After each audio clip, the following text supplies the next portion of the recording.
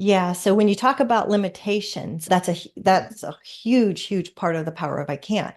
And it's being honest about our limitations. Sometimes we think we have limits that we don't. Sometimes they're fear-based, and that is not what the power of I can't is about. It's about what are your true limitations, and that means what can you literally not do physically. And you can see how this can apply to all kinds of situations beyond this. Or if you do it or do it for extended time, is going to have negative repercussions. So a couple examples. I'm sitting now, but I rarely sit. What if the truth came in a gel cap and we could just pop it in our mouths and forget about it? Well, it doesn't, and we can't. But we can laugh in the face of reality while plotting our survival. Welcome to the Truth Tastes Funny podcast.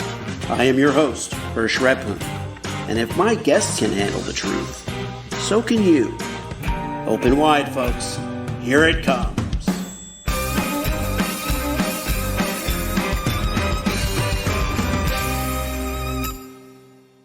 On Truth Tastes Funny with me today is Simone Giangiordano. Simone is a lifestyle and business coach. She has a community called BalanceUP. And the courage to say, I can't will set you free is kind of her mantra. And today we're going to talk about that, about the balance between emotional and physical health and your business life. So Simone, welcome to the show. Thanks for having me today. It's my pleasure. So get us started here with your personal story. We don't always do this and tell the guest story, but I think your story is so perfectly suited to the conversation. So share a little bit about that. So yeah, I will just quickly go through a couple things. I had health challenges as an infant, so these have been lifelong experiences. And I do look at health challenges as experience and not who I am as an individual. I think that's really important as we talk about the emotional and mental well side of things. So, working through corporate world, I had almost 2 decades, and I took a bad fall 4 days after our honeymoon.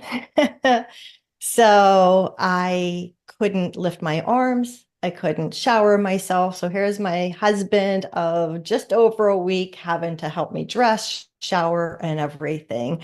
And I didn't get a good diagnosis as to the injuries of this fall.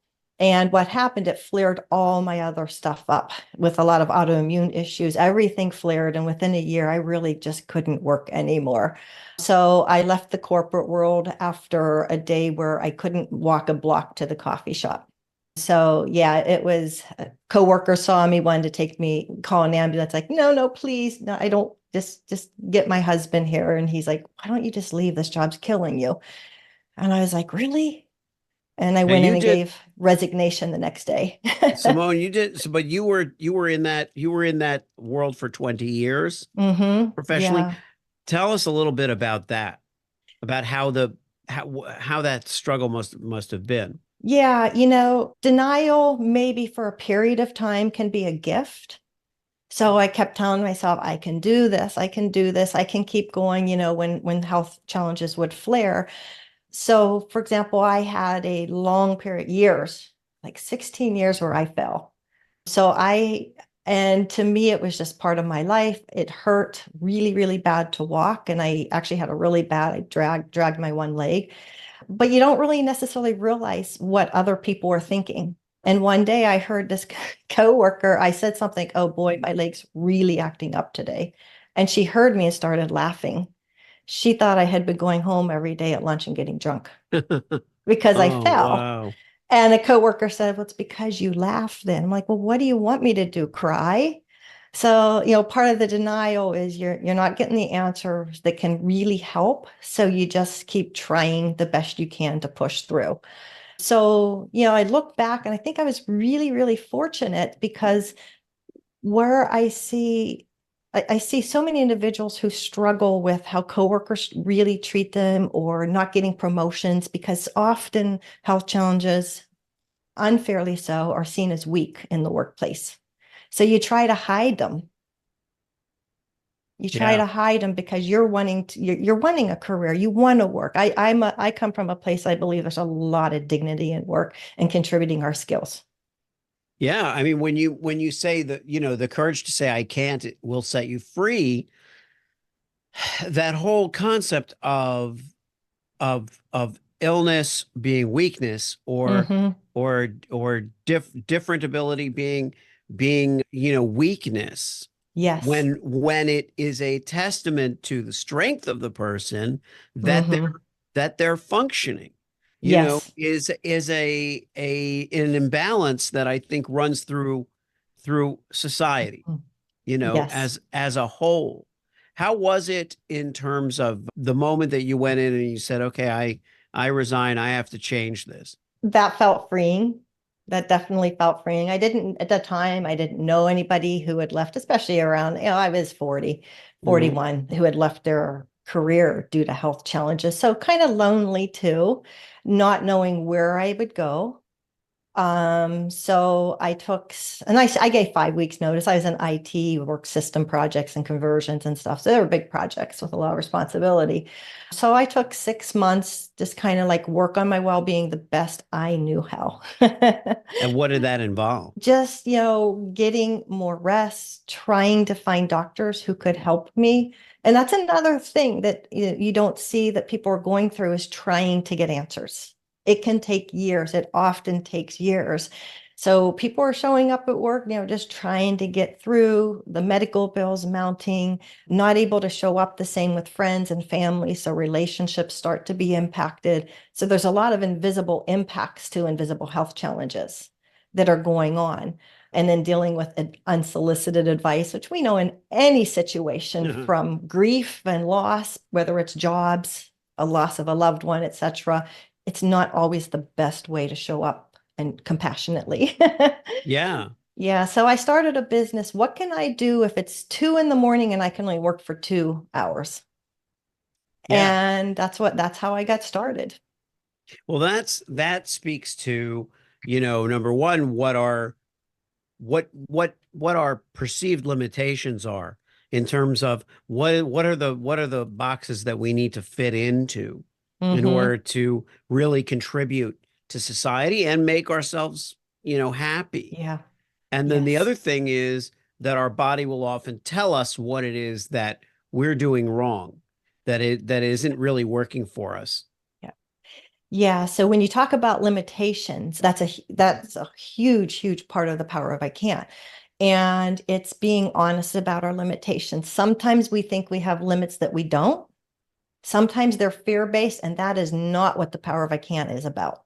It's about what are your true limitations, and that means what can you literally not do physically, and you can see how this can apply to all kinds of situations beyond this.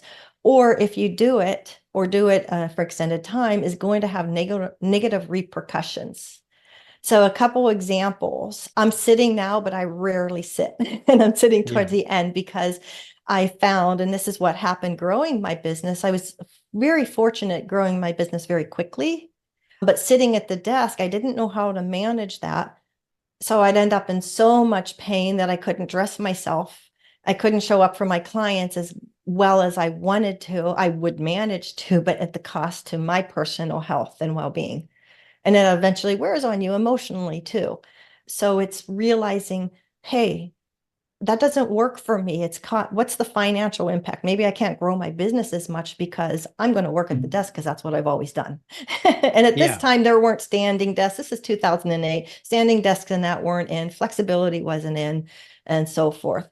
So, looking at things like that, or, I stand 90% of the time working because I can work longer, I can work more productively, I can work with greater clarity, greater efficiency, and all that. So therefore, I can serve better. Which also speaks to, it isn't just people with an illness or an Mhm. impediment to their function that can appreciate this. We're coming out of a Mhm. pandemic where people were conditioned to go to an office, nine to Yeah. five or whatever it might be, commute, spend some long amounts of time on the road, and have to travel to meet people in person. And so Mhm. all of those things that were impeded during COVID happen to be things that a lot of people don't want to return to, Yeah. right? Yeah, definitely. So are And you, yeah, good. yeah. Are you speaking to people now that for whom I can't and the power of putting forth your own parameters and limitations extend beyond just their physical health? Yeah, I have been told that it's has been very helpful for individuals from a mental perspective. So I guess, to share, there's different levels of I can't. I look at it with four types of solutions. The one I shared was a modification. Another one, and this is would apply much, much, much more broadly, is it a lifestyle change that's needed. So a simple example from a fatigue perspective for anyone is, oh my gosh, I'm staying up so late watching Netflix that I'm so tired. I'm not, operating the best. Now I'm taking in caffeine or whatever, and I just get the cycle. But for somebody else who has different types of health challenges that relate to cognitive pain, fatigue, and so forth, could be if I work 4 hours solid, I'm not going to be able to show up as well. So I'm going to limit that time and I'm going to put breaks in. I'm going to put more pauses in. For someone who maybe has more from an anxiety perspective or even cognitive, it could be working in little meditations, little mindfulness sessions. A couple minutes here and there can make a huge difference. So you can see how that can start to apply to a much broader audience. Another is long-term strategy that, hey, I can't just modify, I can't make a lifestyle change, but I really want to find a solution that works for me. So an example here is I was never supposed to be able to look up. It took 11 years for me to be able to look up. And when I did, my husband's jaw dropped. It was very painful. It took a year and a half and a lot of money. It took about $5,000 working with somebody. And I was at a point I didn't even expect that, but I wasn't even a goal of mine. And that's part of saying I can't is we can open ourselves up to more curiosity and try to find solutions and sometimes surprised at how, like, finding a solution we never expected. Sometimes you get to that point of I'm just going to trust somebody.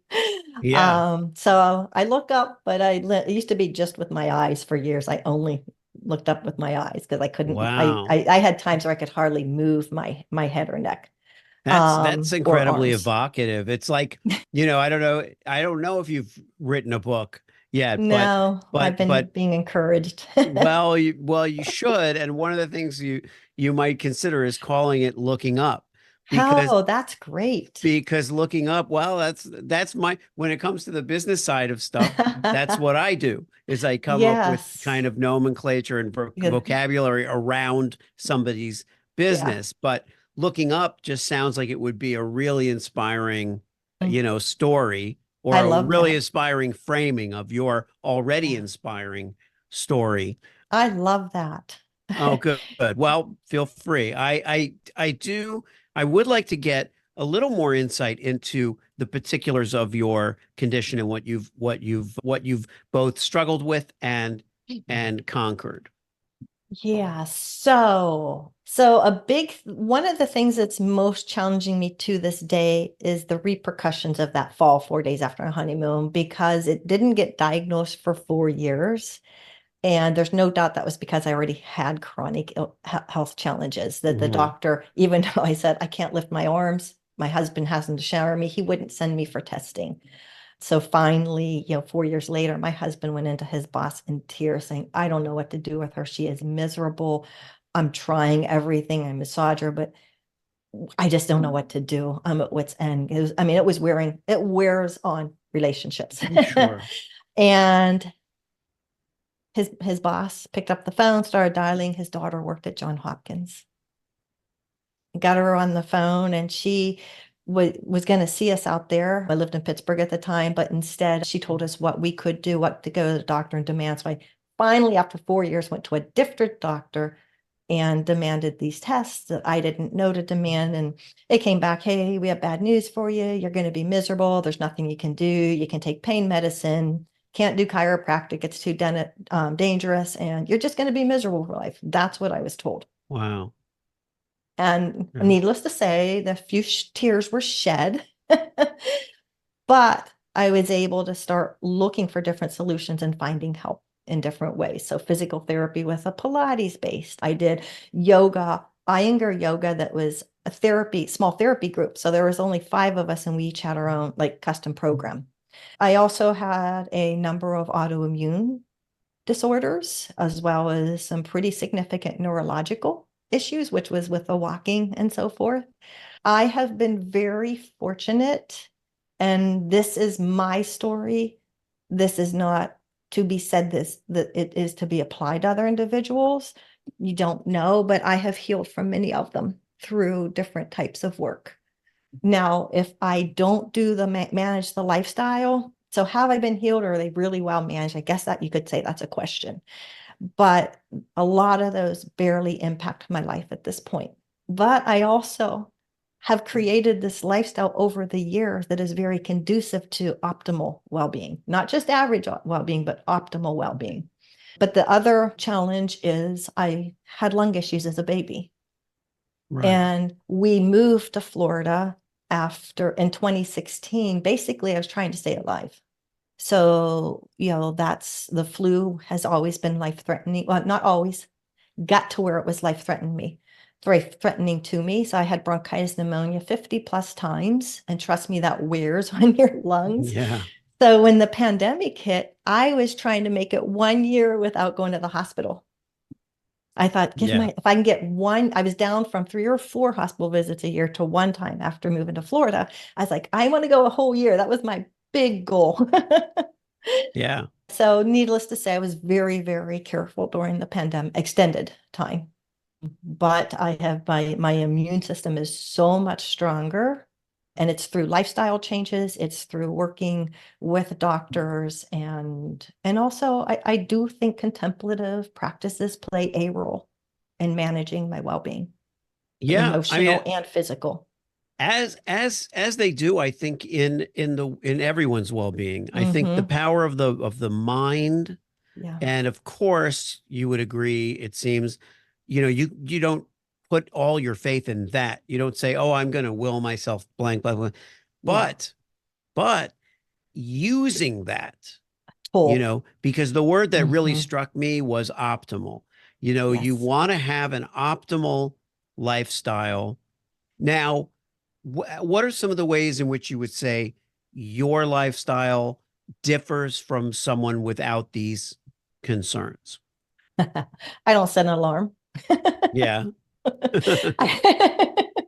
I walk at the beach most mornings. That fresh air for the lungs. Oh my gosh. It's just Yeah. soothing and healing. Like I said, I work standing up. The way I've built the business and the way I ended up building my marketing business 100% was to support my well-being and optimal living, not only so I can enjoy my journey the best, but I can also share my gifts the most with my clients. Yeah. So I'll just look like throwing out societal norms. And I've never really been big into societal norms anyhow. My high school graduation speech was be your own person. I have a song, Courage to Be You. So looking at and I like to look at it from just challenging our beliefs and where they came from and what kind of lifestyle do I really want to live? And what does that look like? And although, we live in our house is just over 1,000 square feet, but it's a little beach home. We're 1,800 feet from the beach. And we're really fortunate to have pulled that off. Very fortunate. Yeah. But, those decisions impact what we, quote, have to earn. Yeah. I'm looking at my whole life experience, not only my finances. I know finances are important. Trust me, as someone who saved from day one in the corporate world and lost my entire savings. No, I didn't lose it. I used it to stay alive and manage my health. Correct. It's gone. 20 years of savings, but I'm alive and I'm doing well. What's more important? Yeah. Yeah. And what does that savings get you if not an optimal quality of life, an optimal experience on earth? Yes. Again, going back to the kind of, contemplative, metaphysical aspect, Yeah. what are we promised when we're born into this world? Are we promised to be born with no challenges, Mm-mm. with no physical? For some people, it's all physical challenges. For some people, it's all mental or emotional, Yes. you know? Yes. And you can't tell, you made that joke before we started recording about the coworker who you mentioned it on Yeah. the Yeah. interview as well. Yeah. Coworker who thought you were just getting drunk every day. Yeah. Yeah. And and really because not just because of your physical behavior, but because you were laughing at it, because you were laughing it off. And it's Hmm. like, well, you know, who's to look at a person and know what their struggles may be? They may be the most physically fit person in the world and be just grappling with the most Hmm. crippling emotional issues. So what do you say to those of us out there that may be listening and not facing those particular challenges or having perhaps an easier road of it in both senses? What's your advice to Yeah. those people? Yeah, absolutely. We all have suffering in life. There's nobody here that doesn't have some level of suffering. And we all do have this natural aspiration for happiness. That's part of the whole loving kindness. It's just part of who we are as humans. And, from there, we also as humans have this tendency to write stories. And we all do it. It's judgment. So, for example, if you're driving, someone cuts you off, what story might you write about that person? Oh, they think they're so important, or they're such a jerk, or we start writing stories automatic. It's part of our human Yeah. nature. Yeah. And that's what's happening, when you take the weather, like the kind of situations, we write story, oh, that person has no challenges, they're so lucky. Well, we don't know that. We don't know that at all. So part of compassionate living is looking at another person, human to human, as a fellow human being. They have suffering, they want to be happy too, and not writing their story in our minds. Right. Right. I love that. And also what when we look at each day and we look at what we're trying to accomplish, do you Hmm. think that perhaps just human nature is, in addition to being judgmental, it is true. We fault Hmm. one another for being judgmental, but judging is a natural Yeah. impulse. I think it's great when people arrive on the scene and just simply don't sit in judgment. But I think for the most part, that is a critical Hmm. thinking.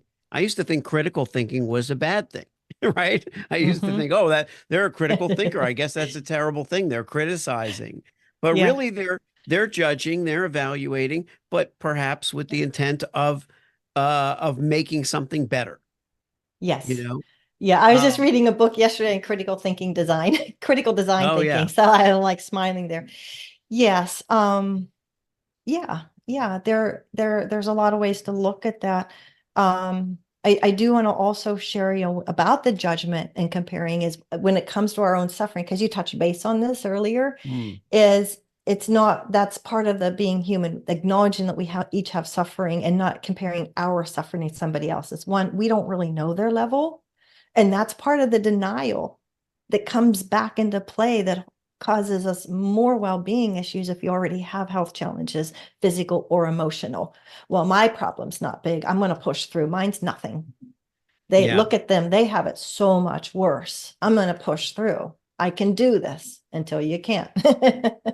Yeah. So that comparison that we have the natural inclination to do is it comes into play on how we operate our lives, our businesses, what we think we can do, and how we look at others.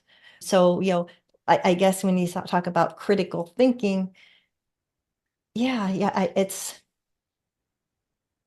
I guess I want to hear a little bit more where you were going with that too before I share anything. Yeah.